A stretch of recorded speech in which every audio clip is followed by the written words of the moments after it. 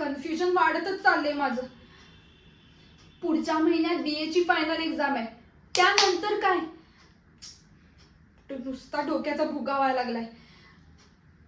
दादू म्हणलाय खरं की पेपर संपल्यावर मुंबईला ये, हवं तर शिक, मी बघतो तुझं सगळं.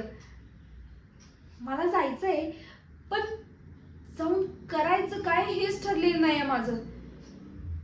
आणि ते जर नाही ठरलं तर मम्मी डॅडी परस्पर उरकून टाकतील माझा, असं म्हणलाय तो.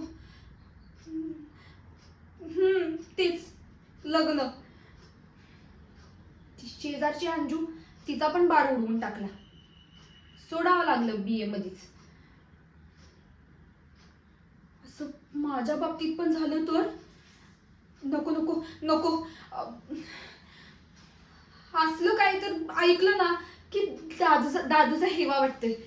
म्हणजे त्याला जे करायचं होतं ते त्यानं त्याच्या हिमतीवर केलं.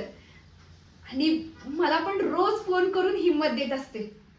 बाकी मम्मी डॅडी आहेतच, पण मला ना त्याला अभिमान वाटेल असं काहीतरी करून दाखवायचंय.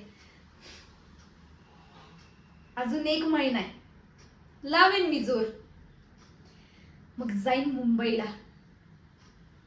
काय करायचं ते आपण मिळून ठरवू. सोबत अनन्याताई तर असेलच.